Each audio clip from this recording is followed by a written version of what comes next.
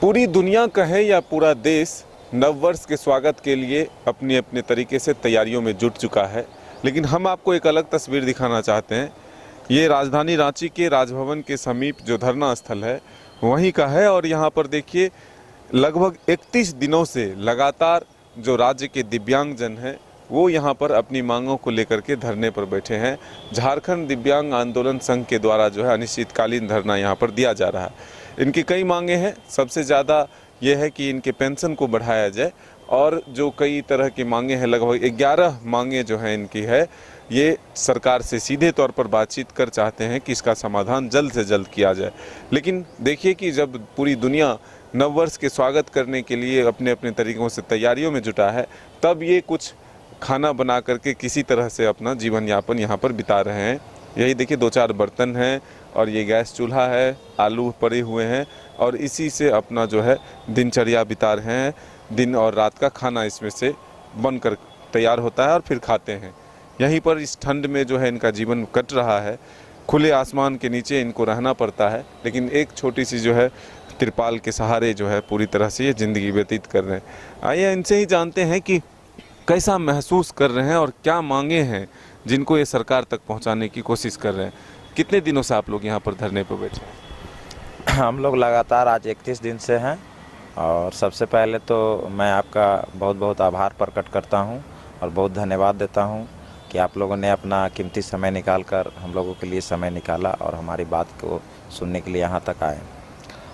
हम लोग आज 31 दिन से लगातार यहाँ धरना प्रदर्शन कर रहे हैं और ये आंदोलन इस साल का नहीं, पिछले साल से ये आंदोलन चालू हुआ 26 नवंबर 2022 से, और जो कि हम लोग को सरकार ने 20 दिसंबर का विधानसभा घेराव के बाद सरकार के मंत्री विधायकों के द्वारा हम लोगों को वादा किया गया कि आप लोग को 3 महीना में आप लोगों का मांग को जो 6 मांगे हैं 21 मांगों में से वो जायज़ है और उन्हें 3 महीनों में इम्प्लीमेंट करके आप लोगों को पूरा करने का काम हम लोग करेंगे। और इसी धरना स्थल पे माननीय विधायक दीपिका पांडे, माननीय विधायक अंबा प्रसाद खुद आकर हम लोगों का धरना तोड़वाने का काम किए और उसके बाद उन्होंने आश्वासन दिया कि 3 महीने में आप लोगों का मांग को पूरा किया जाएगा। आज पूरा साल हो जाने के बाद हम लोगों को लगा कि हम लोग शायद ठगा गए हैं और इसीलिए हम लोग सभी पूरा झारखंड के दिव्यांगजनों ने आह्वान करते हुए 1 दिसंबर 2023 से लगातार यहाँ धरना पर बैठे हुए हैं। इस बीच में हम लोगों ने 14 दिसंबर को मुख्यमंत्री आवास का घेराव भी करने का भी काम किया और अपना बात को सभी सीएम ऑफिस, राज्यपाल, आपका यहाँ के अगल बगल बहुत सारे विधायकों, सत्ता पक्ष के विधायक, विपक्ष के विधायक, सभी जगह लेटर देने का काम किया। यहाँ धरना स्थल पर बहुत सारे विधायक आए, उनको भी अपनी बातों को बताने का काम किया कि इस तरह से हम लोगों के साथ हो रहा है। फिर हम लोगों ने 20 तारीख को विधानसभा का घेराव किया।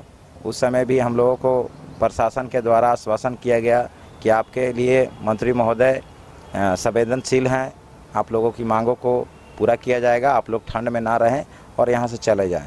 और हम लोग को पुनः बस का इंतज़ाम कर फिर से ये धरना स्थल पर पहुँचाने का काम किया गया।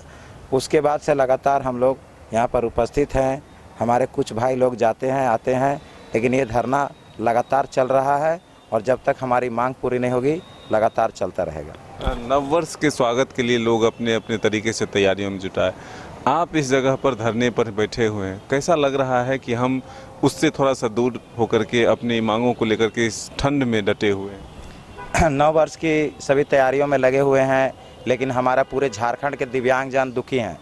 वो 1 साल अगर नववर्ष नहीं हम लोग मनाएंगे तो बहुत बड़ा आफत हम लोग के नहीं आएगा। अगर हम लोग को खुशी मनाना है तो हम लोग का अधिकार लेना पड़ेगा।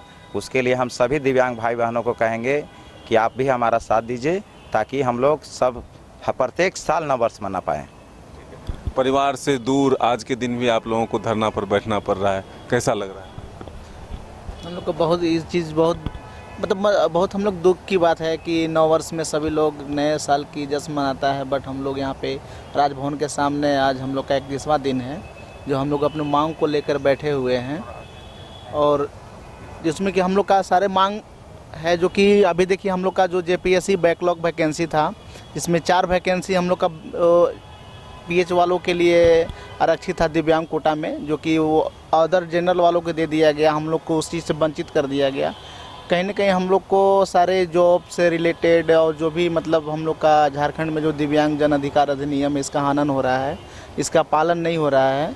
तो सारी चीज़ को हम लोग मांग को लेकर बैठे हुए हैं। और बिल्कुल देखिए, अपनी मांगों को लेकर के 31 दिनों से लगातार ये लोग बैठे हुए हैं। सर्दी भी काफ़ी बढ़ गई है, ठंड भी काफ़ी बढ़ रहा है। क्या कहेंगे, सरकार तक आप लोगों की बात क्यों नहीं पहुंच पा रही? सरकार के पास हम लोगों की बात नहीं पहुंच पा रही है, ऐसी बात नहीं है। लेकिन सरकार दिव्यांगता के मुद्दों को लेकर गंभीर नहीं है। जबकि 10% जनसंख्या झारखंड की अनुमानतः दिव्यांगता से ग्रसित है। 35 लाख लोग दिव्यांगता से ग्रसित हैं। अगर एक परिवार में 5 सदस्य या 4 भी हैं तो लगभग 1 करोड़ की आबादी को सरकार अनदेखी कर रही है। और सरकार अपने ही बनाए हुए कानून जो खुद उन्होंने राज्य में लागू किया है, जैसे दिव्यांगजन अधिकार अधिनियम जो दिव्यांगजनों के अधिकारों के लिए है, वो हमारे राज्य में भी लागू हुआ है, उसकी नियमावली भी बनी है। लेकिन उनमें निहित प्रावधान, उनका इम्प्लीमेंटेशन, क्रियान्वयन किसी भी स्तर पे कुछ भी नहीं हो रहा है। मतलब जैसे कि बैकलॉग वैकेंसी है, हमारे यहाँ पे 4-5 हज़ार पद खाली हैं, उनके आरक्षण के हिसाब से। शैक्षणिक संस्थाओं में उनका नामांकन का आरक्षण है 5%, उस पर काम नहीं हो रहा है। उसी तरह हमारे यहाँ पे दिव्यांग अधिकार अधिनियम के अनुरूप जो कमेटियाँ, समितियों का गठन होना चाहिए, जिला स्तर पे, राज्य स्तर पे सलाहकार समिति, बोर्ड, उनका गठन अभी लगभग 2016 से 2023 तक, इतने सालों तक नहीं हो पाया। राज्य निःशक्तता आयुक्त जो स्टेट डिसेबिलिटी कमिश्नर है, जैसे महिला आयोग का होता है, उसी तरह विकलांगों के शिकायत निवारण के लिए एक अधिकारी होता है सचिव स्तर का, उनका पद पिछले 3 वर्षों से, लगभग 3 वर्ष होने जा रहे हैं, खाली पड़ा हुआ है। उस पर स्वतंत्र प्रभार में नियुक्ति नहीं हुई है। तो मैं सरकार से ही पूछना चाहूँगा कि क्या एक पद पे नियुक्ति के लिए सरकार को 1000 दिन लगते हैं? 3 साल 1000 दिनों का होता है, उससे भी ज़्यादा का। और किस बात का हम जश्न मनाते हैं जब हम इतनी बड़ी आबादी को अनदेखा कर रहे हैं? और जो भी मांगे हैं सरकार उस पर एक रिपोर्ट जारी कर दे। अगर हमारी जो मांगे हैं उनमें कोई तथ्य नहीं है या फिर झूठ है तो फिर हम लोग मान जाएंगे। क्योंकि कोई भी जो हमारी सिर्फ पेंशन की जो उनकी मांग पत्र में थी उनकी मांग, और बाकी जितनी भी मांगे हैं उनके नीतियों के क्रियान्वयन के लिए है। और क्योंकि विभाग खुद विकलांग है, मैं तो यही बोलूँगा कि विकलांग हम लोग नहीं हैं। सरकार की सोच में, उनकी ब्यूरोक्रेसी में ऐसे लोग बैठे हुए हैं जो कानून तो बना देते हैं, लेकिन उसको इम्प्लीमेंट हो रहा है कि नहीं, सही में लाभार्थी तक चीज़ें पहुंच रही कि नहीं, उसका कोई मैकेनिज़्म नहीं है। और वो चीज़ें जब हम लोग पहुंचाने के लिए यहाँ पे बैठे हैं तो वो आपकी सरकार आपकी द्वार कार्यक्रम में जा रहे हैं, जबकि उनके द्वार पे लोग 1 महीने से बैठे हुए हैं और उनको ऐसा लग रहा है कि इनकी कोई समस्या ही नहीं है। और कभी कभी ऐसा देखा जाता है किसी मंच पे किसी एक विकलांग को कोई व्हीलचेयर दे दिया और किसी को सम्मानित कर दिया और उनको लगता है कि पूरे हम 1 करोड़ आबादी को सम्मानित कर दिए। सही में अगर सरकार को अपनी नीतियों की वस्तुस्थिति जानना है तो वो आंकड़े जारी करे कि हमने ये काम किया है। एक व्हीलचेयर, ट्राइसाइकिल बांटने से किसी का सशक्तिकरण नहीं होता है। समाज को ऐसी स्थिति में लाना है कि उनको पेंशन की आवश्यकता ना पड़े।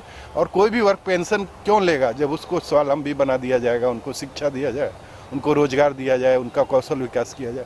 तो हम तो उस दिन की तलाश करते हैं जब पेंशन की आवश्यकता ही नहीं पड़े किसी वर्ग को। तो बिल्कुल देखिए, अपनी मांगों को लेकर के ये इस ठंड में भी यहाँ पर डटे हुए हैं और कहना है कि सरकार तक हमारी बातें पहुँच रही हैं, लेकिन उस पर गंभीरता से विचार नहीं किया जा रहा। जैसे ही गंभीरता दिखाई जाएगी हम सबों की मांग पूरे होंगे। और इनका एक तौर पर सुझाव भी है सरकार को कि हमें उस लायक बनाइए कि हम पेंशन के लिए आप पर निर्भर ना रहें, स्वावलंबी बने, ताकि हम अपने परिवार और अपना भरण पोषण खुद से कर सके। अपने सहयोगी राजबल्लभ के साथ मदन सिंह, न्यूज़ बायोस्कोप, रांची।